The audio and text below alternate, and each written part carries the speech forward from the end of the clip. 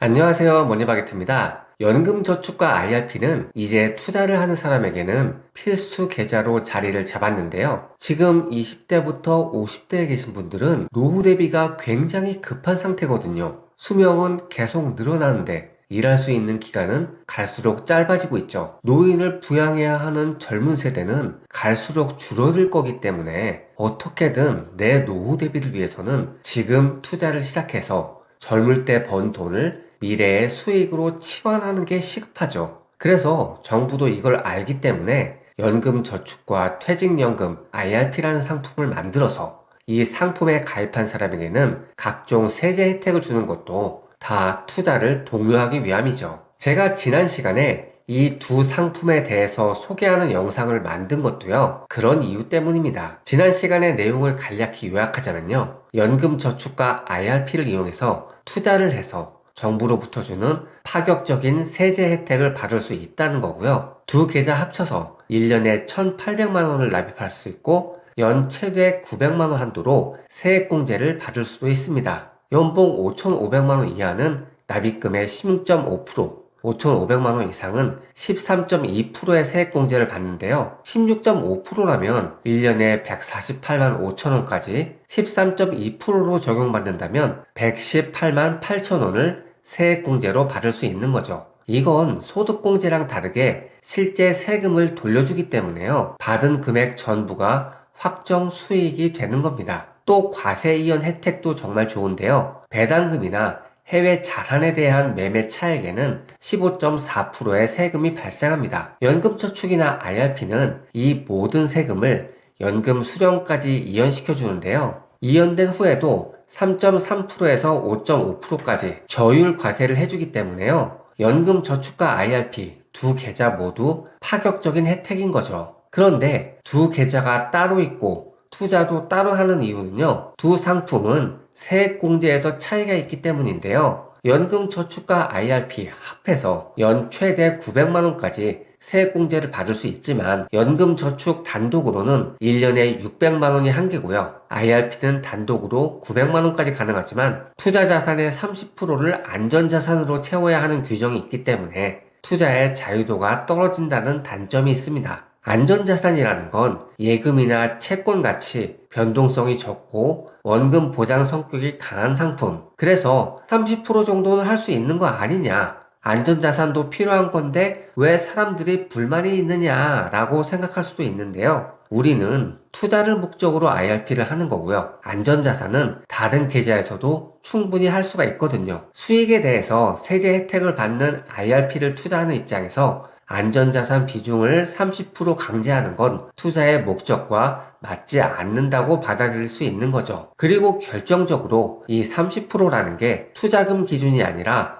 평가금 기준이라는 게 문제입니다. 주식 가격이 우상향하는 상태에서 주식의 70%, 안전자산의 30%를 세팅했다고 치면요, 당장은 비중이 맞아요. 하지만 다음 해에 추가 투자를 할 때 주가가 올라가 버리기 때문에 안전자산 비중이 30% 밑으로 내려가게 됩니다. 그럼 추가 투자를 할 때 이 안전자산 비중을 어떻게든 맞춰야 되기 때문에 30%보다 훨씬 더 많은 안전자산 비중을 늘려서 넣어야 돼요. 다음 해가 되면 또 주식이 올라 있을 테고, 그럼 또 그만큼 추가로 안전자산 비중을 높여야 되기 때문에 시간이 갈수록 주식에 투자할 수 있는 돈이 적어지는 거죠. 그런 일이 매번 반복될수록 안전자산 비중에 더욱 신경 써서 관리를 해야 하는 문제가 생깁니다. 그래서 세액공제를 받으면서 IRP를 계속 운영하고 싶으신 분이라면 이 30%의 안전자산 규정을 어떻게 파괴할 수 있을까? 이게 최대 고민이 될 거예요. 정작 수익은 주식에서 다 나오고 있는데 내 신규 투자는 안전자산으로만 해야 된다면 주객이 전도된 거잖아요. 그래서 여기에 대해서 투자자들의 불만이 워낙 많다 보니까 정부에서도 그렇게 정 주식에 넣고 싶으면 그래도 좀 안전한 방식으로 투자하면 인정해 줄게 라고 해서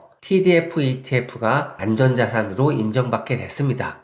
TDF ETF라는 건요, 생애 주기에 따라서 자산 비중을 조절하는 공모형 펀드인 TDF를 거래소에 상장한 ETF인데요. 이런 상품들은 뒤에 2030, 2040, 2050 이런 식으로 타겟 데이트, 즉 은퇴 예상 연도가 숫자로 붙습니다. 그래서 타겟 데이트가 많이 남았을 때는 주식 비중을 높게 가져가다가 시간이 지날수록 주식 비중을 조금씩 낮추고 채권 같은 안전자산 비중을 높이는 거죠. 정부가 볼 때 TDF, ETF는 생애 주기별로 리밸런싱을 해주고 어차피 타겟 데이트 시점, 즉 은퇴 시점 기준으로 보면 채권 비중이 높기 때문에 이것도 안전자산으로 받을 수 있는 거다라면서 허용을 한 거예요. 그런데 이런 거는 은퇴 시점과 타겟 데이트를 맞춘 TDF, ETF를 사서 끝까지 가지고 갈 때 얘기고요. 현실적으로 타겟 데이트가 되기 전에 언제든 팔고 갈아탈 수가 있거든요. 특히 TDF, ETF는 일반 공모형 TDF 대비 환금성이 높다는 게 장점입니다. 가령 TDF 2050은 타겟 데이트가 26년이나 남았기 때문에 주식 비중이 80%에 가깝게 투자할 수 있어요. 그래서 이걸 사고 나서 TDF 2050이 점점 주식 비중을 낮추기 시작하면 그때 2050을 팔고 아직 주식 비중을 낮추지 않은 TDF 2060 같은 걸로 갈아타면서 언제든 계좌 내 주식 비중을 최대한 높일 수 있는 거죠. 원래 취지야 내 은퇴 시기와 TDF, ETF의 타겟 데이트를 맞춰서 젊을 때는 주식을 많이 하고 은퇴가 가까울수록 안전자산 비중을 높여서 생애 주기에 맞는 안전한 투자를 하자는 거지만 우리의 목적은 IRP의 안전자산 30% 제한을 파회하는 거기 때문에 TDF, ETF 상품을 이런 목적으로도 활용할 수 있는 겁니다. 만약에 IRP 중에 70%는 순수한 주식형 ETF로 투자하고 나머지 30%를 80%의 주식 비중을 갖는 TDF, ETF를 가져가면 실질적인 내 주식 투자 비중은 70% 더하기 24%로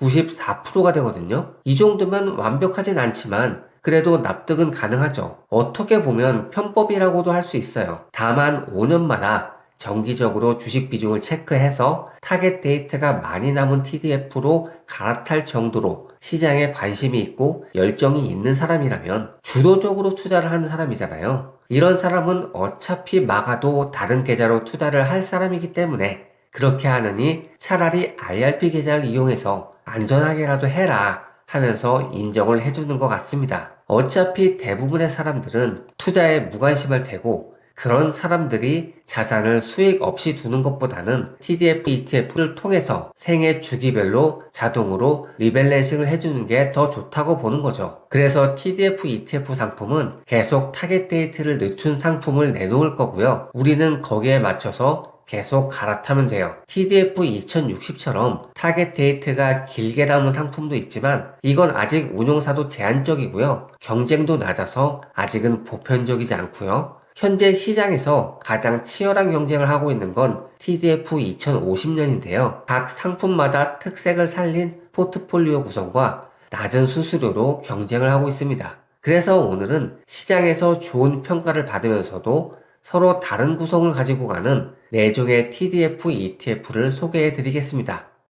먼저 히어로즈 TDF 2050 액티브인데요. 키움 자산운용에서 출시했고 운용 금액 75억 원, 수수료 0.38%입니다. 2050년을 타겟으로 하는 것답게 주식 비중을 80% 이상 가지고 가는데요. 포트폴리오를 보면 VO나 SPY 같은 S&P 500이 31%를 차지하고 있고요. 그 밑으로 MSCI 월드, MSCI 이머징이 15%, 나스닥 100, QQQ가 5%, 미국 중소형주 ETF인 러셀 2000이 4%를 가지고 있습니다. 그리고 다소 특이하게 우라늄 ETF가 7%를 가지고 있는데요. 미국과 선진국 중심의 포트폴리오를 가지고 간다는 특징이 있습니다. 수익률은 다음과 같고요.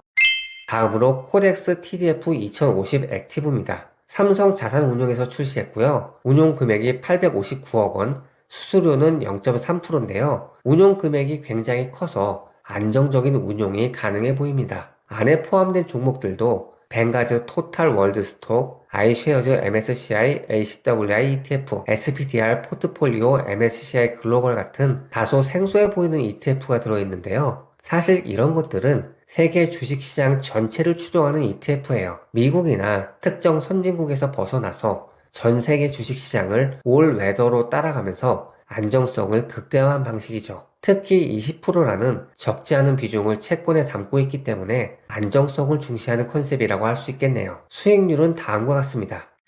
다음은 아리랑 TDF 2050 액티브인데요. 설정 금액이 23억 원으로 가장 낮고 수수료도 0.18%로 가장 낮습니다. 수수료가 가장 낮은 점은 분명 장점이지만 ETF는 거래할 때 거래량이 충분히 많은지도 봐야 되거든요. 안에 포함된 ETF는 S&P 500이 25%, MSCI 월드가 25%, 그 밑으로 아리랑 국채와 MSCI 이머징이 각각 18%, 11%씩 가지고 있습니다. 특별한 특징을 찾을 수 없는 평이한 구성인데요. 미국과 선진국 그리고 이머징을 비슷한 비율로 가지고 간다는 특징이 있네요. 수익률은 다음과 같습니다. 마지막으로 KB스타 TDF 2050 액티브를 보겠습니다.